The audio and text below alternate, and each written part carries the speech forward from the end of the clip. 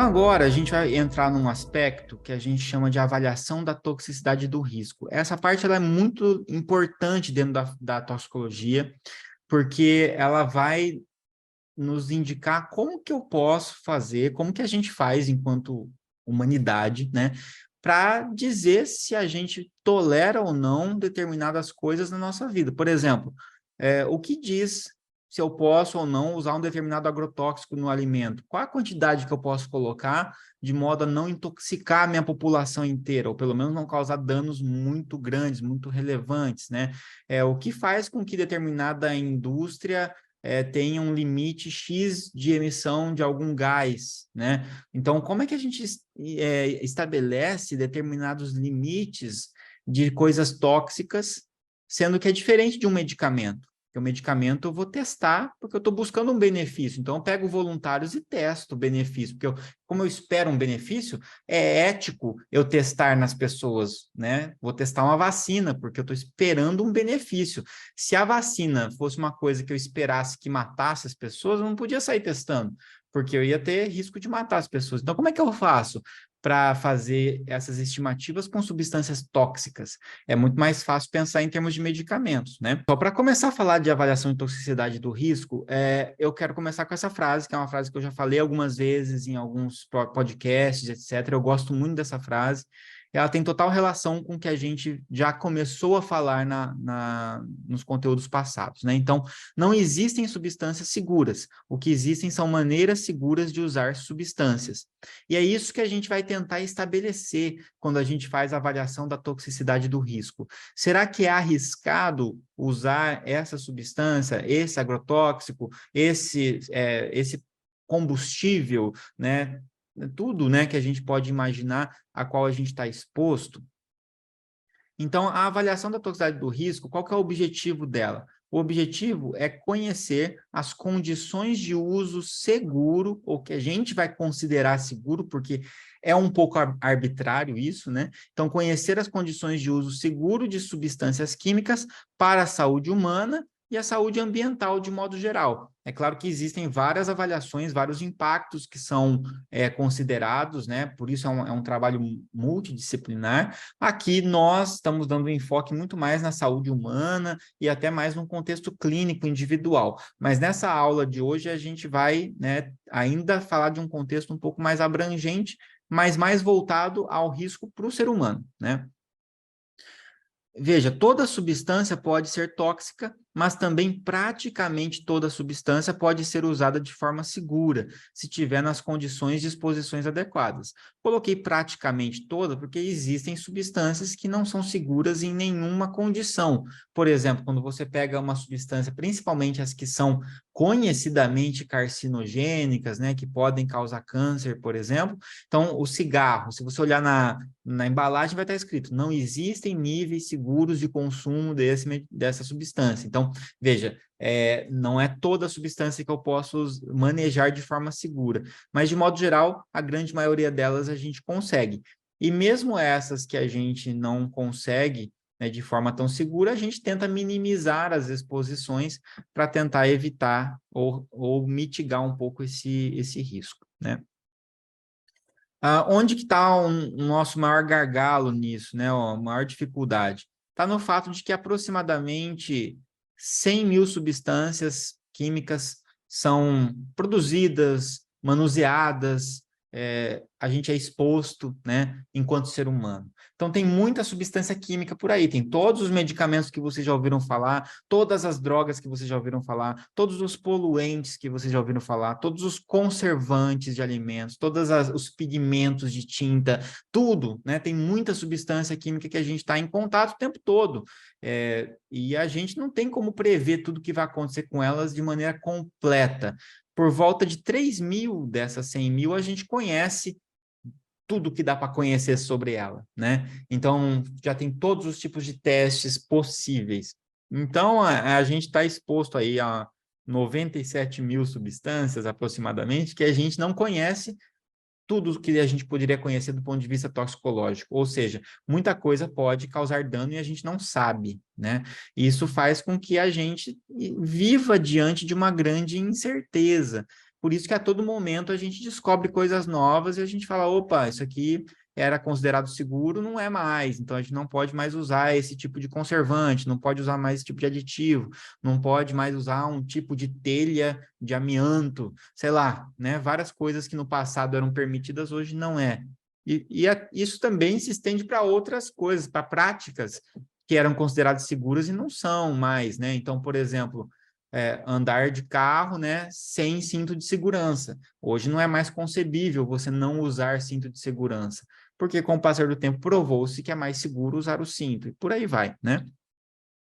Então, pessoal, o que vocês estão vendo aqui é que nós, quando a gente coloca como enfoque o ser humano, né, a gente percebe que nós somos um dos pontos finais dessa cadeia de exposição às substâncias tóxicas, né? Porque a gente tem aqui o ar, que a gente está exposto e respirando todos os dias.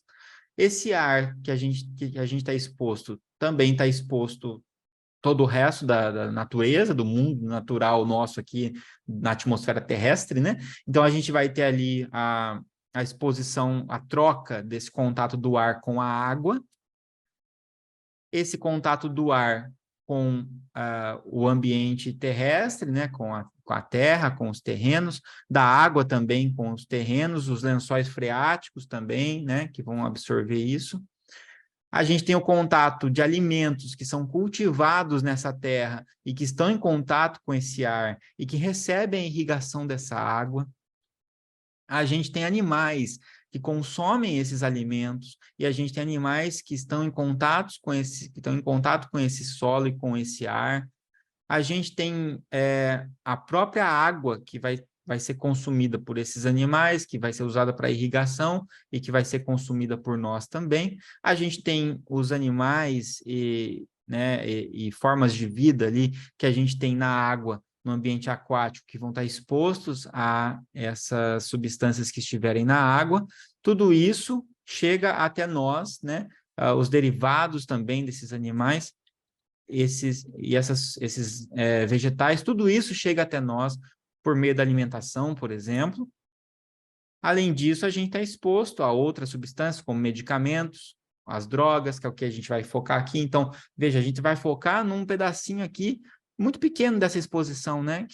A gente está falando de toxicologia de drogas de abuso e de medicamentos, que é o que a gente vai explorar futuramente, mas a gente está exposto a muita coisa, né? Tudo isso chega até nós. E a gente devolve essas coisas também para a natureza, né? Nossa atividade antropogênica, né? Coisas que nós, seres humanos, vamos produzindo, a gente vai devolvendo, por exemplo, o descarte de medicamentos na água, que depois vai ser consumida por toda essa cadeia, e essa própria água a gente vai voltar a consumir também, né? Então, a gente está exposto a muita coisa. E o que a gente acaba se perguntando no dia a dia, e eu vejo que é uma dúvida legítima, né? Todo mundo se pergunta isso em algum momento sobre algo que a gente vai fazer. É seguro fazer tal coisa, né? É seguro usar uma determinada vacina? É seguro nadar nesse lago? É seguro consumir essa água da torneira, ou eu tenho que comprar uma água mineral de algum lugar, ou eu tenho que ter um filtro, né? É seguro comer essa fruta e esse legume que não são orgânicos, né? Digamos assim, apesar que o orgânico tem também várias questões envolvidas, inclusive o uso de substâncias que não são consideradas agrotóxicas, mas que trazem dano. Então, assim, é seguro comer o alimento que chega para nós, né? É seguro respirar o ar da cidade onde eu vivo? Então, são muitas perguntas que a gente pode se fazer, e como que a gente vai responder essas perguntas? É diferente da forma que a gente responde perguntas se um medicamento é eficaz, né? Eu não posso simplesmente pegar e falar assim, bom, eu acho que, né, o ar de São Paulo é mais poluído que o ar dessa outra cidade aqui, que uma zona rural, então eu vou obrigar algumas pessoas num grupo controlado, eu vou sortear pessoas para ficarem o tempo inteiro respirando o ar na região central de São Paulo, para ver se elas desenvolvem algum problema pulmonar, né? Até posso acompanhar quem já mora em São Paulo, mas não posso obrigar alguém. Então, não tem como fazer um estudo randomizado disso, né? A vacina eu consigo, porque eu estou buscando um efeito terapêutico com a vacina, e eu também acabo analisando os efeitos tóxicos que aparecerem. né? Mas algumas outras coisas não, o agrotóxico da fruta e legume. Eu não posso falar assim, vamos pegar um grupo aqui e ficar enchendo essa pessoa de agrotóxico para ver até qual dose elas aguentam agrotóxico antes de ter alguma doença. Não posso fazer esse tipo de coisa, assim como o cigarro, né, e etc. Então, a gente acaba se deparando com algumas questões. E aqui vai entrar alguns conceitos novos importantes para nós. Primeira coisa que eu quero perguntar aqui para vocês, qual desses dois produtos vocês acham que é mais perigoso? Um enxaguatório bucal ou um agrotóxico? Vocês devem estar pensando, tem alguma pegadinha aí, né? Mas não tem pegadinha não, tá? Essa pergunta ela é bem honesta. De fato, pessoal, qual é mais perigoso é o agrotóxico, porque o perigo ele está relacionado com a toxicidade, né? Com a capacidade intrínseca da substância em provocar um dano. Então, se eu pegar e eu, por acaso, né, nenhuma dessas substâncias são feitas para deglutir, né? O Listerine, o enxaguatório bucal é feito para você bocejar e jogar fora. E o agrotóxico não é nem para você botar em contato com as suas mucosas, né? Você tem que usar, inclusive, paramentado. Mas se eu pegasse e bebesse 100 ml do Listerine e 100 ml do agrotóxico, provavelmente o dano que eu causaria com 100 ml do agrotóxico seria muito maior do que eu beber 100 ml de Listerine. Então, o agrotóxico é mais perigoso porque ele é mais tóxico. Então, ele oferece, intrinsecamente, ele tem maior capacidade de oferecer perigo, tá? É por isso que o agrotóxico ele é mais perigoso. Agora, eu vou fazer um parênteses aqui e depois eu vou voltar com uma outra pergunta, tá? Primeiro parênteses que eu vou fazer aqui com vocês é esse, ó. O que é um efeito adverso, né? Um efeito adverso é uma alteração anormal, indesejável e nociva após a exposição a uma substância química. Isso pode acontecer se eu resolver beber o enxaguatório bucal ou se eu beber um agrotóxico, né? Eu posso ter alterações anormais, indesejáveis e nocivas após essa exposição. Agora, eu queria saber de vocês, qual é o efeito adverso mais drástico que pode acontecer? Né? Qual que será o pior efeito adverso possível? O pior efeito adverso possível é a morte, né? Então, esse é o que a gente quer mais evitar. Claro que a gente pode ter outros, né? E a gente vai tentar sempre limitar o dano. A gente vai trabalhar sempre com conceitos de prevenção, de limitar o dano sempre que possível, né? Só que aí a gente entra com uma divisão de duas palavrinhas que muita gente usa como sinônimo e não são. Nossa percepção é que são sinônimas, de modo geral. O que é mais perigoso? O que é mais arriscado? Né? A gente tende a, coloquialmente, pensar na mesma coisa. Eu vou falar a definição aqui para vocês, vou mostrar o que isso significa, sem explicar muito. Depois a gente vai fazer uma outra pergunta e aí a gente faz um fechamento disso. Então, perigo. Perigo é a capacidade intrínseca de uma substância causar um efeito nocivo, é o que a gente falou. O agrotóxico tem mais capacidade intrínseca de provocar um efeito nocivo do que um enxaguatório bucal. E o que é risco? Risco é uma probabilidade de um evento nocivo ocorrer devido à exposição a um agente químico, tá? Então, vejam o que eu grifei aqui. E o que é segurança nesse contexto? Segurança seria basicamente o inverso do risco, né? Quanto mais risco, menos seguro. Quanto mais seguro, menos risco, né? Então, segurança é a probabilidade de não ocorrência de um efeito adverso após a exposição a uma dose de um xenobiótico, né? Então, segurança é algo que nos deixa mais confortável de usar algo sabendo que provavelmente não vai me causar dano, né? Agora, voltando para perigo e risco, olha só. O risco, se a gente fosse fazer uma fórmula, o risco ele é igual o perigo vezes, né, a exposição. Então, o perigo é a capacidade intrínseca de uma substância causar efeito nocivo. O risco depende do perigo, mas depende também da exposição, que é o que vocês estão vendo aqui. Então, o que eu quero mostrar para vocês? Que se isso aqui é uma multiplicação, quando a gente tem um produto assim, para o risco ser zero, o que tem que acontecer? Pelo menos um desses elementos tem que ser zero. Então, ou o perigo é zero, ou a exposição é zero. ou os dois são zero, para que o risco seja zero. O que quer dizer isso? Se não existe perigo, não existe risco. Se não existe exposição, não existe risco. Então, por exemplo, se o agrotóxico, se eu não tenho acesso ao agrotóxico, se eu não encostar no agrotóxico, se eu não consumir nada que tenha agrotóxico, eu não tenho risco de me intoxicar com agrotóxico, certo? Isso é meio até óbvio, mas é isso que significa. Por outro lado, se uma substância não é perigosa, né? Então, vou colocar de uma maneira que não é zero, tá? Mas é quase. A água, por exemplo. Então, a água ela não é perigosa. Então, de modo geral, não existe muito risco de eu me expor à água. Claro, se for uma água pura, etc. Se tiver contaminantes na água, ela passa a oferecer risco. E, claro, se eu também tiver um consumo exacerbado, se eu tomar de uma vez 15 litros de água, eu vou ter problemas, consequências também disso para o meu organismo. Então, até a condição de exposição da água pode fazer com que eu tenha um risco na hora de beber a água, tá? Enfim, eu queria que vocês tivessem essa noção do risco em termos um pouco mais relativos do que o perigo, que é um pouco mais intrínseco e determinado, tá?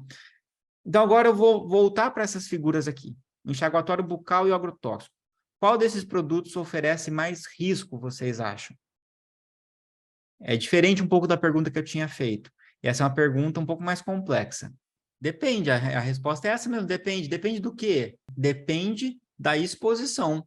Se eu tiver num ambiente onde eu não tenho nem disponível enxaguatório nem agrotóxico, nenhum oferece. De modo geral, como a gente tem mais acesso ao enxaguatório, talvez o enxaguatório possa estar oferecendo mais risco. Mas como o risco depende da exposição versus o perigo também, a gente tem que ver se na prática isso se reflete realmente em mais intoxicações, por exemplo, por agrotóxico, por enxaguatório, né? Difícil a gente estimar, ficou mais difícil agora, né? O que a gente pode supor é de modo um pouco mais individualizado. Então, se a gente pensar que numa casa que tenha indivíduos adultos, né, onde tenha as duas coisas, eu tenho Listerine e eu tenho agrotóxico, mas esse agrotóxico fica guardado num galpão, com chave, trancado, e é usado, aplicado só quando a pessoa usa o EPI corretamente, tudo certinho, e o enxaguatório fica em cima da pia e não tem nenhuma travinha de segurança, como, por exemplo, esse aqui tem uma certa travinha aqui de segurança, que é mais difícil abrir essa tampa. Tem alguns que não tem. Vamos supor que não tenha. E tem uma criança nessa casa, às vezes essa criança ela não vai conseguir acessar o agrotóxico, está trancado ali, ninguém dá acesso para ela, mas às vezes ela vê esse enxaguatório bucal que é colorido, que tem um cheirinho gostoso, né? E ela bebe isso aqui e tem flúor em excesso para a dose para uma criança, por exemplo, e pode ser de fato, né? De fato, pode oferecer mais risco em alguma condição específica. Já em outras situações, pode ser que a pessoa esteja mais exposta e o agrotóxico ofereça mais risco, né? Então, realmente, a resposta depende, né? Então, o enxaguatório continua sendo menos perigoso que o agrotóxico, mas dependendo da condição de exposição, o enxaguatório pode oferecer mais risco, né? Então, o que eu quero trazer aqui para vocês é isso, que não depende só da toxicidade, depende da condição de exposição. Muito bem, pessoal. Eu posso comunicar esse risco, né, ou aferir esse risco de duas formas, de uma forma mais quantitativa ou de uma forma mais qualitativa. Quantitativa seria uma porcentagem, uma probabilidade, então eu consigo ver realmente, em termos numéricos, qual é o tamanho desse risco.